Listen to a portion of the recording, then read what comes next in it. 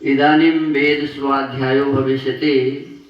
अद्य यजुर्वेदस्य चतुर्थोऽध्यायस्य 12 मन्त्रस्य स्वाध्यायो भविष्यति। स्वाध्यायमान मन्त्रस्य स्वात्राः पीता भवत इत्येतानि प्रथमानि पदानि सन्ति। अब वेद स्वाध्याय होगा।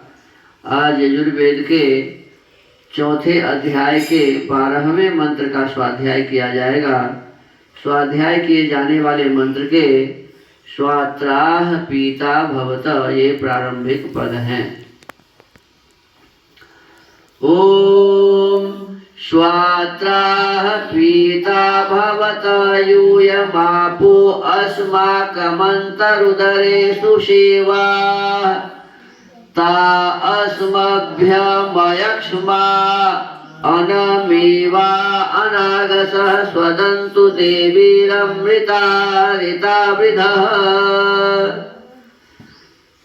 इस मंत्र के ऋषि हैं स्वात्रा इत्यस्यांग रस ऋषयः आपो देवताः ब्राह्मणुश्चोप छन्दः गान्धारः स्वरः एतदनुष्ठायाग्रे मनुष्यैः किं किं कर्तव्यमित्युपदिश्यते। इसका अनुष्ठान करके आगे मनुष्यों को क्या क्या करना चाहिए इस विषय का उपदेश अगले मंत्र में किया है।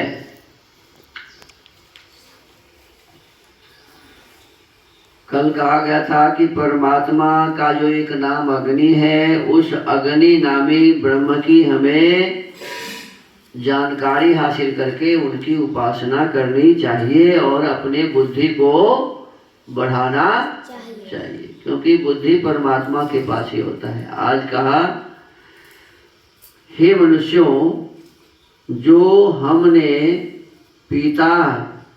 पिए अस्माकम मनुष्यों के अंतः मध्य व उदरे शरीर के भीतर स्थित हुए अस्मभ्यम मनुष्य आदिकों के लिए सुसेवा उत्तम सुखयुक्त अनमिवाह ज्वरादि रोग समूह से रहित अयक्षमाह क्षय आदि रोम कारक दोषों से रहित अनागसः पाप दोष निमित्तों से पृथक ऋताविधः सत्य को बढ़ाने व अमृताः नाश रहित अमृत रसयुक्त देवी दिव्य गुण संपन्न आपः प्राण व जल है, ताह उनको आप लोग स्वदंतु अच्छे प्रकार सेवन किया करो।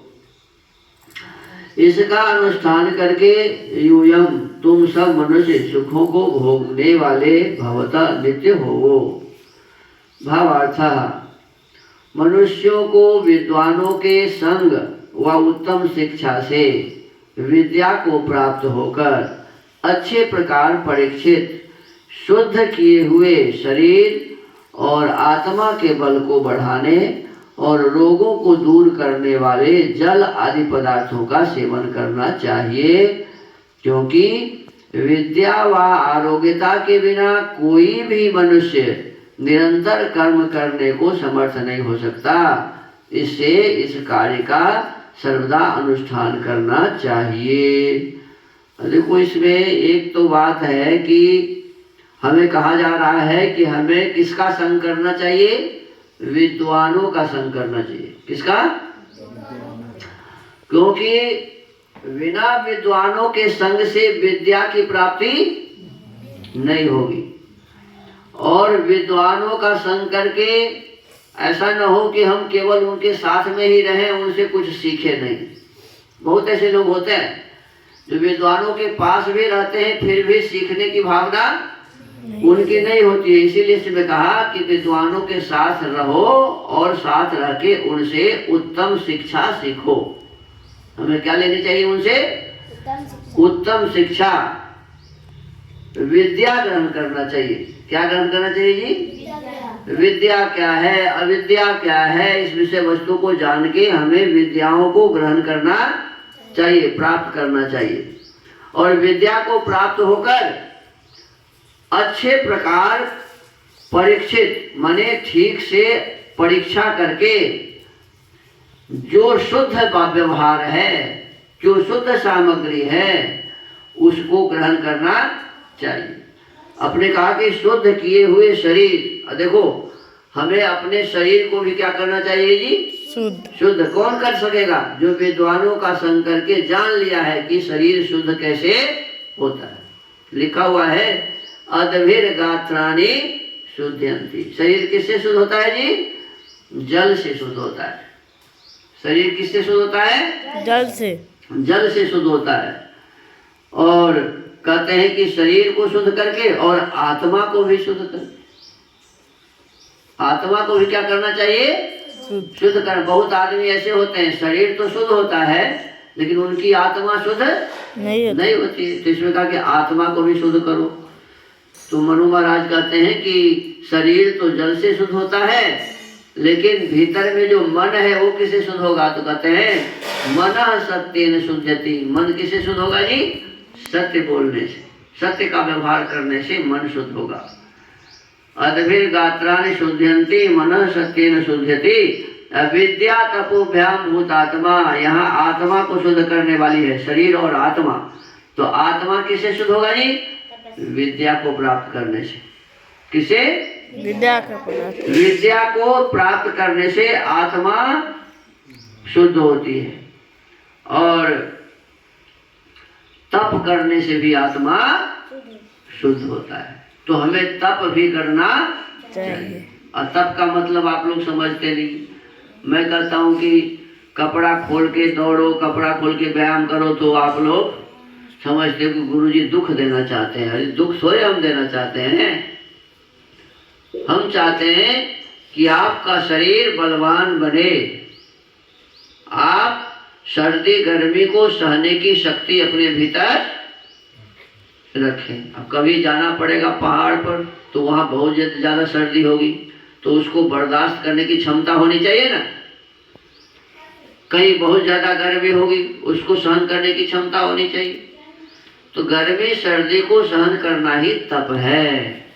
तब क्या है जी?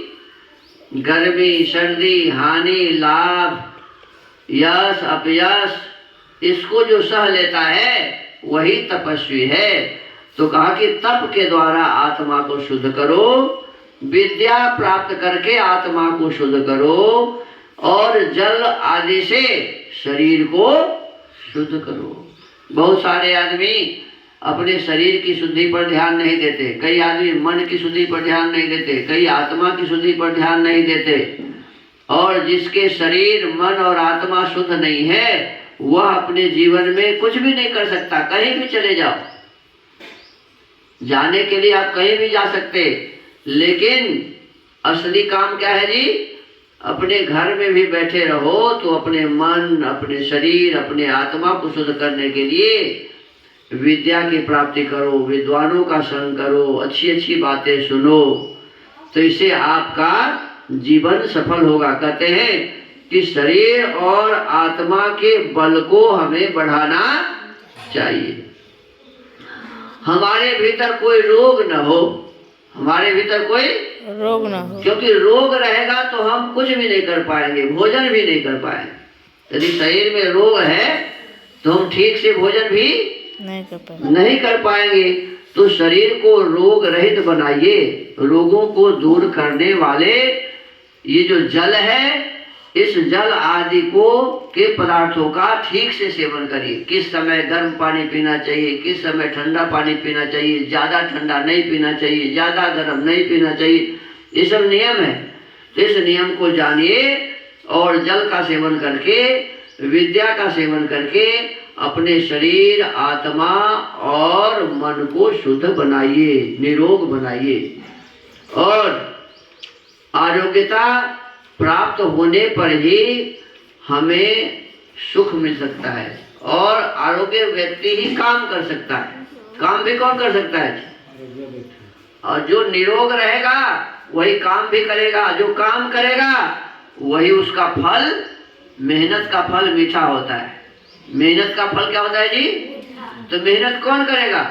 जो स्वस्थ होगा, जो अपने मन से भी, तन से भी, आत्मा से भी जो निरोग होगा तो ऐसे व्यक्ति मेहनत और परिश्रम करने में सफल होंगे, समर्थवान होंगे, कर्म करने में समर्थवान होंगे और इससे इस कार्य का सर्वदा अनुष्ठान करके हम सुखी हो सकेंगे।